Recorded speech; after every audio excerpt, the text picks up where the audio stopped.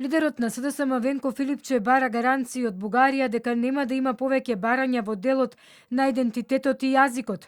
Тој повикува Бугарија да се однесува европски во однос на интегративниот пат на Македонија.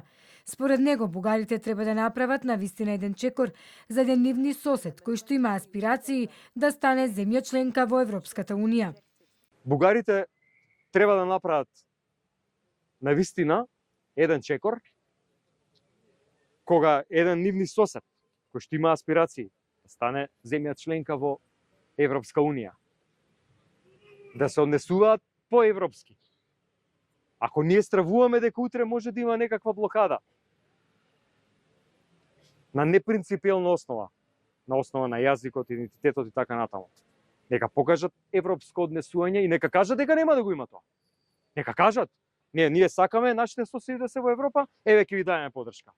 Не се грижите, нема да има такви барања. Тоа е вистинска добрососедска политика. Не само да притискаш некого што е помал и послаб од тебе. Филипче истакна дека СДСМ работи и лобира кај сестринските партии од ПЕС за поддршка на извештајот во Европскиот парламент околу напредокот на нашата земја. Од ВМРО ДПМН пак велат дека Филипче дошол на ставот на нивната партија дека не е само прашање за нашиот евроинтегративен пат, промената на уставот. Филипче дојде на ставот на ВМРО ДПМН дека не е само прашање промената на уставот. Но истовремено не може да знаеме на што сме со ваков човек. Ова е израз на една нестабилност која што се повторува во СДСМ.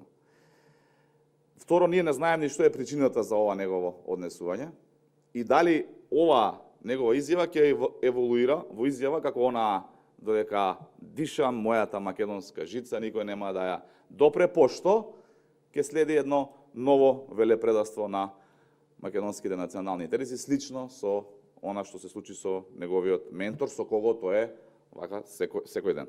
Од друга страна пак известувачот Томас Вајц за Политико изјави дека станал цел на закани од Бугарија, затоа што одбил да потклекне на притисокот од Софија околу извештајот, за кој беа поднесени 4 амандмани, со кои се нагласува македонскиот идентитет и македонскиот јазик.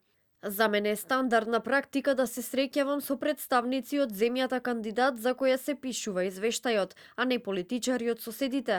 Бугарските политичари прават се што можат за да го побијат извештајот, вклучувајќи кампањи за клевета, лажни обвинувања за корупција, лажни обвинувања за пристрасност. Се обидуваат да го забават процесот на пристапување на Северна Македонија во Европската Унија. Премиерот Христијан Мицкоски неделава коментирајќи резолуцијата во Европскиот парламент со која треба да се признае посебниот македонски идентитет и јазик, го коментираше и амандманот на бугарски европратеник, јазикот и идентитетот да бидат опишани како сегашни. Мицкоски истакна дека доколку тоа се случи, ќе се потврди дека не станува збор за неколку стотини граѓани кои се сметаат дека се дел од бугарската заедница во Македонија, туку дека е обид за создавање нова вештачка сегашна македонска нација, која почива на корените на бугарската нација. Европратениците во средата го одложија гласањето за извештајот до крајот на јуни.